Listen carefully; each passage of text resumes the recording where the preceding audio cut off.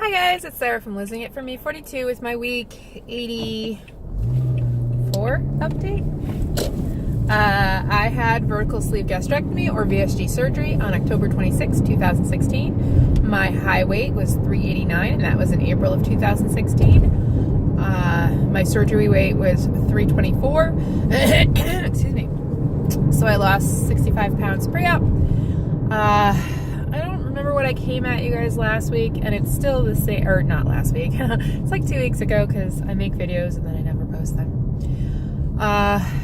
So much keeps happening that I'm like, well, if I hold off a day, I can make a video and include that.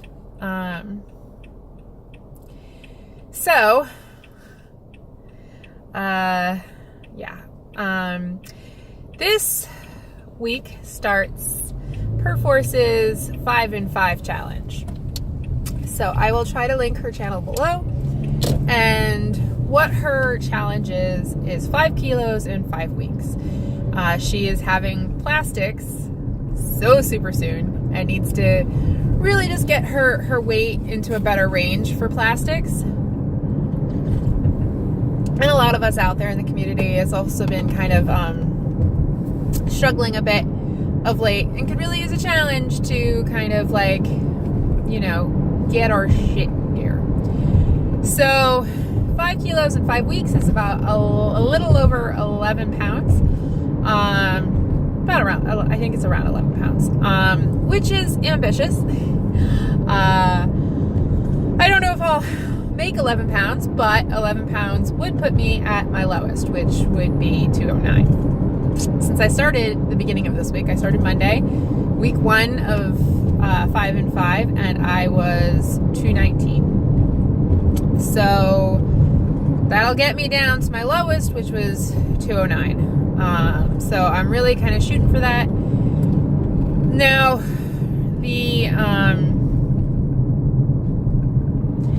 the rules for the challenge are really no rules. It's whatever diet plan that you want to do, whatever exercise plan you want to do, just do it. Stay on plan and as much as possible, and just keeping each of us accountable for stuff, and really lending support in the challenge. So a lot of us are in it. And I think it has been really good for me. I've had some setbacks this week, but overall it's been really good. My plan, and I think I talked about this. Yeah, I'm pretty sure I talked about it at some point. My plan is kind of a modified pound of cure. I'm just trying to clean up my diet of artificial sweeteners and dairy, processed foods. Dairy is not one I'm very good at giving up. I love my dairy. But I kind of just want to scale it back a little and see if that has any real impact. I'm limiting it to 1 serving a day. Sometimes that's 2.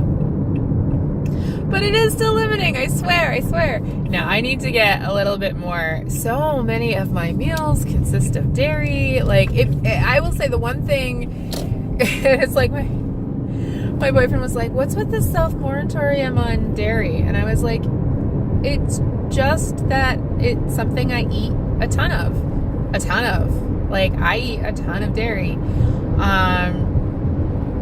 And dairy's not bad for you, but I would like to see how my body reacts to less dairy. If that has a better side effect. Who knows? But I'm changing a bunch of stuff, so that won't be too anecdotal. It'll be a lot more guesswork. I'm limiting my artificial sweeteners to just my coffee in the morning. I'm even measuring out how much sweetener I put into my coffee in the morning, and I just do the flavor shots, the sugar-free flavor shots. So I'm doing about ½ ounce per coffee, which is just around where I can take it. I like my coffee to not taste too much like coffee. I like cream and flavor, and stuff, and so I like all of that, and I need my coffee. I was very much considering moving to no coffee at some point, and that might be something I do. I don't know. Right now I am living the almond milk and little bit of unsweetened almond milk and a little bit of flavor shot, which is not the same as my coffee used to be, and I miss real coffee. I miss my real coffee. It's definitely something I miss, but I'm getting used to it. I felt like I introduced cream into my coffee when I was kind of doing keto-ish type stuff. If you ever notice I do ish things, when I was doing keto-ish, and I really liked it, but then I was drinking it when I wasn't doing keto, and then you're just giving yourself more calories for stuff, and I'm not really limiting my calories. I really don't even so much care about my calories. Like, some days my calories are a bit higher than others. What I'm really looking at is just, am I eating on plan? The few indulgence that I give myself is I have a St. Joseph's pita, like the flaxseed brand pita, which is like 4 to 6 carbs. I have that like once a week,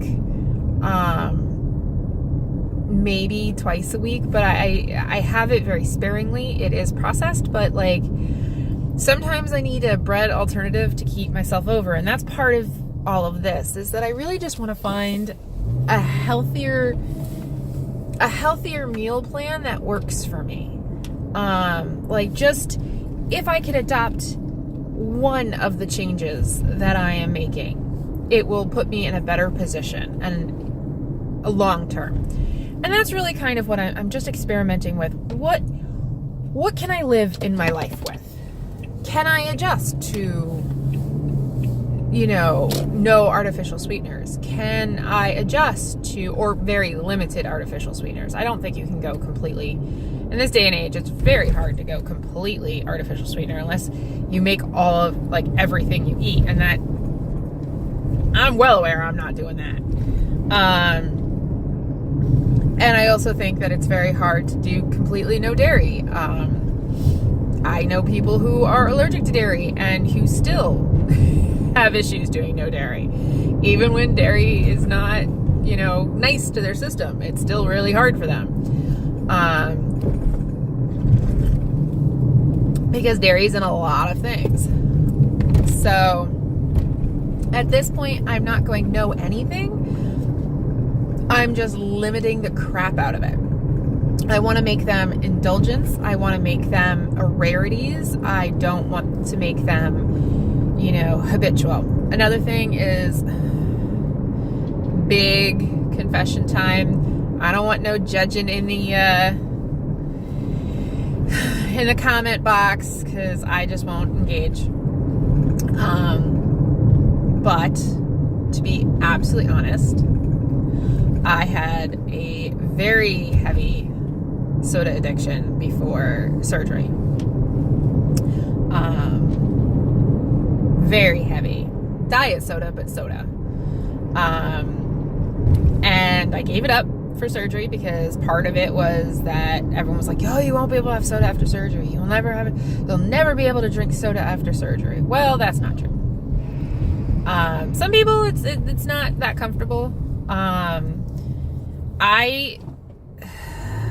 Early on, anything with carbonation was very, like, I was burping like crazy, and like, it wasn't, I could only have a tiny amount because it really wasn't comfortable, but over time, like, you get to know how to, basically, like, get rid of all the carbonation, and it doesn't, let me finish this and then I'll get into the other rant.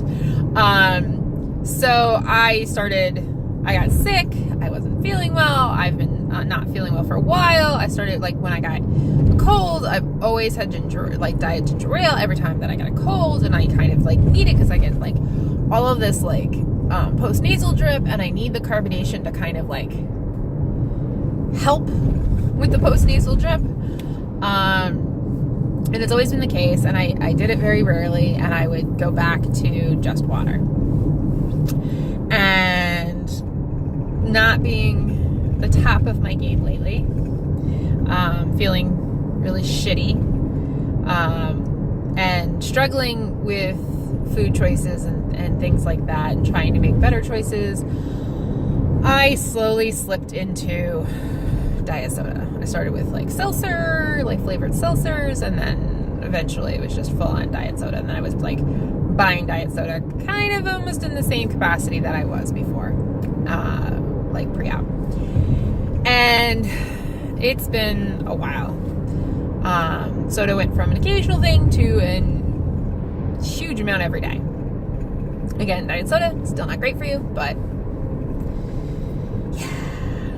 so I have come off of diet soda. It's part of the artificial sweetener thing, though aspartame has been proven to not have real effects on your blood sugar. I still just feel like the sweetness of it affects me. I even find that with fruit. When I have a piece of fruit, like, I get hungrier. And, like, I just was like, I want to focus more on water intake and all of that, and, like, not just get to a better place. And that was not a good, that was a very bad slip for me. And it wasn't something I talked about because this community can get kind of judgy when you have things that everyone goes like, oh God, you're going to ruin yourself. And I get a lot of comments about stretching sleeves and stuff like that, and I go like, Doc, there's been, as much as our bariatric surgeons always talk about stretching your sleeve, they take out the stretchy part of your stomach. Can you stretch your opening? Sure. Has stretching your opening, the size diameter of your opening, dictated how much you could lose? Not really. In a lot of the studies, and I mean, research, talk to your surgeon, don't take me at my word, but the research studies I've looked at have said that the diameter of your stomach opening does not dictate how much weight you lose. Your lifestyle choices do. It's what you eat, not how much you eat. And a lot of people get into weight loss surgery, and they think like, oh, it's all about restriction. And my surgeon was 100% about restriction and learning more. Restriction plays such a small portion of your long-term weight loss. Now, bypass and all the other kinds of surgeries, I'm talking about VSG, all of those, I have no idea. I'm pretty sure that, your pouch and stuff like that, you can do stuff too. But I don't really know. I'm talking just about the sleeve. So that's my little, I know I'll get comments, but I'll ignore. I like to debate. I don't like when people just go and attack. But yes, so I'm not really worried about that. I know I eat a hell of a lot more than most people who have had VSG who are at my diet spot. I can feel the difference in hormones. It's very interesting. I was listening to a podcast where a couple of different doctors were talking, and they were talking basically about the fact that how hungry you are and how much you can eat is actually not even the size of your stomach so much as your hormones. And that was really interesting, as they say your hormones really dictate how hungry you are and when to stop eating and things like that, because they're the ones signaling to you, like, we're hungry. They say, like, food does not stay in your pouch that long. So, like, you know, you can pretty much continuously eat, and it's your hormones that go, okay, we're good, that signal your brain. And all of the changes that happen to you after having surgery change your hormones, change a lot of, like, your ghrelin levels and your leptin levels and all sorts of stuff inside you, and your body just kind of readjusts, but it has a lot to do with hormones. So I can tell when my hormones are different. Because I can eat so much more than I normally can. And it can be the same exact thing that I ate the day before, but one day I'm overstuffed by eating it. The other day I am like a ravenous Wolverine. So just something to be aware of. But in general, things are going kind of okay. I had I don't know if I posted the one about my pain management doctor. I don't think so, because that was Thursday. I don't think I posted that. So I saw a pain management doctor that I was really hopeful for, had really good reviews, and I kind of went into a tailspin afterwards, because he basically looked at me and was like, nope, can't do anything for you.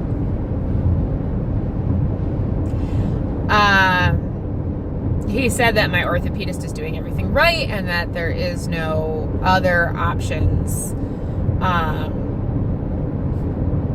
other than what I'm doing. I was looking for, like, a different anti-inflammatory, and he was like, no, what you're on is okay. I was hoping for something, anything, Bueller, no, nothing. So that was really rather disappointing, and that sent me into a really bad depression tailspin, and I had a bad weekend because of it, and I was in pain, and I was upset, and, like, I just ate like shit, and I totally ate off plan. And then Sunday, Zenita, or Perforce, posted the 5 and 5, and I was like, yes, I'm getting on this, and I'm fucking cleaning this shit up, and I'm not going back. So it was perfect timing. Yesterday was Tuesday. Today is Wednesday, June 13th, 2018. Look at me give you the date halfway through the video. But so Tuesday I had steroid shots in my neck, finally. Hence the red face. Steroids give me red face, which is a known side effect for steroids, but even when I take the oral steroids, I get red face. So I had steroid shots. I don't know if you can see the puncture wounds in my neck. They're not terrible. And even though my hand IV hurt, it's not that bad. And IV hurt like bitch. I was expecting a much worse bruise. But it was interesting. I didn't know what to expect. It was a bit more painful than I expected. It wasn't terrible painful, but it was more painful. Basically, they give you a nerve blocker, so they stick your nerve. That hurt. Sticking the nerve hurt. And then, but that wasn't too terrible. And then when they went back in and filled the area with steroids, that hurt. So basically they just fill your, like, internal cavity with steroids, and the fluid is in this kind of, like, not empty space, and it kind of pushes on everything and just fills up that area. And that's what you want. It's just, it's going into a place where there's not room for it. It's not meant to be there. So there's a lot of pressure. And the first day, the pressure was very there, very present. It wasn't too terribly painful. It was, at points, it was just more uncomfortable. Other points, it was painful. I have to be very careful about strain, and it feels like, the best way to describe it feels like somebody is throttling my neck. Like the pressure of someone's hand on my neck at all times. Today, so the nerve blocker wore off last night, and then my headaches returned because I was so like, wow, I don't have crippling headaches. And then I was like, oh, the nerve blocker. And then like the nerve blocker wore off, and I was like, oh, there's my crippling headaches, and they brought friends. So my headaches came back after the nerve blocker wore off. And also an increased amount of pain is a known side effect of the steroids for the first 4 to 10 days.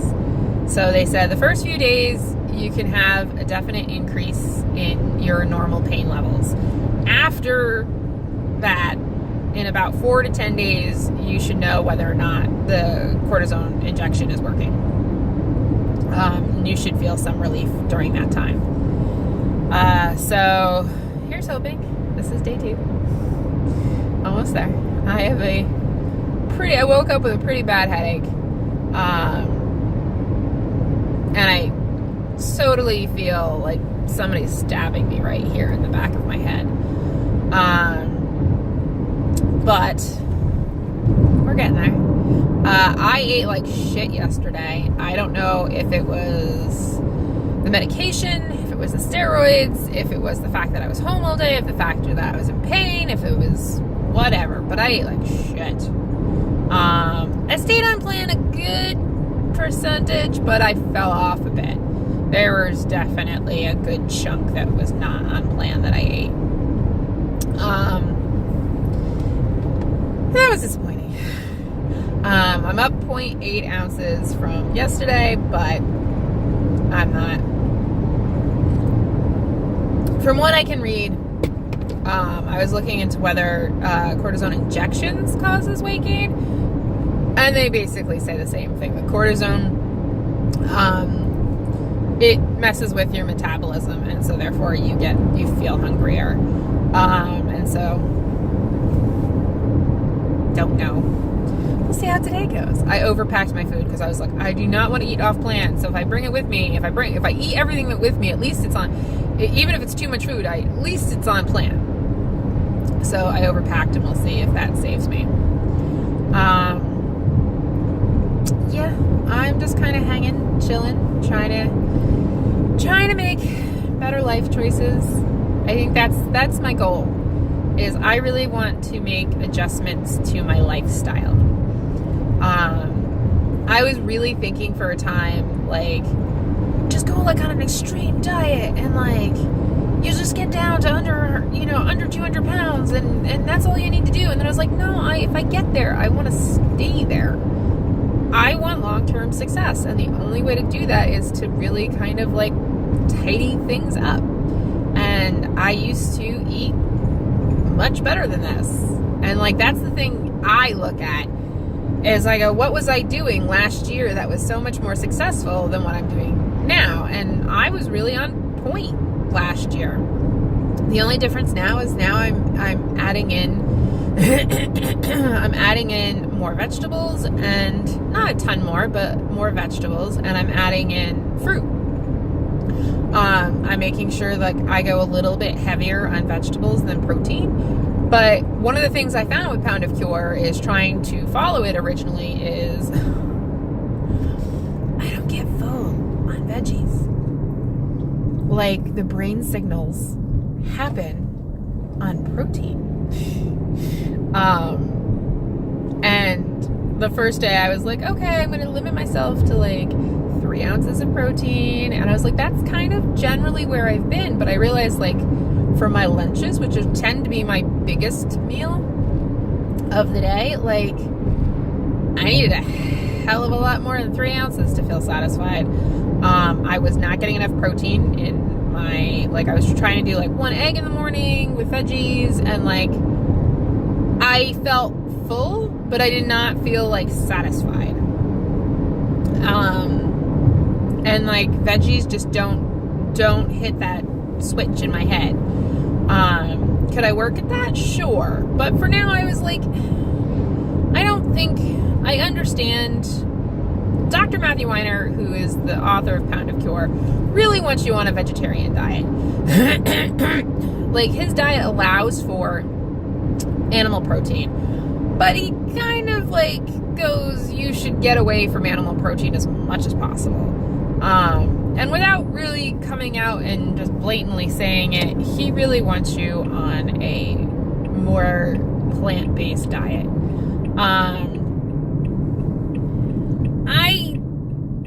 I wouldn't mind being slightly more plant-based, but I don't think that is something long-term that I want. Less animal protein, sure. No animal protein, no. Again, it's one of those things where I feel like it's way too limiting, and like I just feel like it's not sustainable for me, and I'd rather have a little bit than none. So I'm trying to decrease my levels of protein, but I'm doing that slowly. And I also feel like when you're doing low carb diet, and I mean, like, for me, low carb diet isn't even the level of carbs. And when I talk right now about a low carb diet, what I really mean is like a non-bread diet. It's much harder to not have protein, because you're kind of replacing that as a power source. And I understand his thing is you want to replace protein with carb power source, and the carb power source being vegetables. As a weight loss surgery patient, I don't know if I could possibly eat that many vegetables to really feel fueled by that. I could get a pound in, sure, but I think that's a struggle. And he's like, a pound or more. He's like, at least a pound. And I'm like, I can get a pound in. So again, Pound of Cure-ish. Just kind of using it as a template. Not really following it very strictly. My thing is just limit my sugar, my artificial sweeteners, limit my dairy, try to work with my protein, and eat more vegetables. And less processed foods, to almost none. The only thing that I'm really allowing myself that's in my head on plan is occasional pita when I feel like I need a bread-like object. So that's where I am. I'm hopeful for the steroid shots. I'll give you guys an update next week on how I feel. That should be, by next week, I should be feeling the full effects, if it was successful or not. As this is kind of close to a last-ditch effort, here's hoping it's successful. And I'm just hanging on. It's been a rough few months. But I'm trying to get through, trying to keep a positive attitude and not let things get me down. Okay, guys. Bye.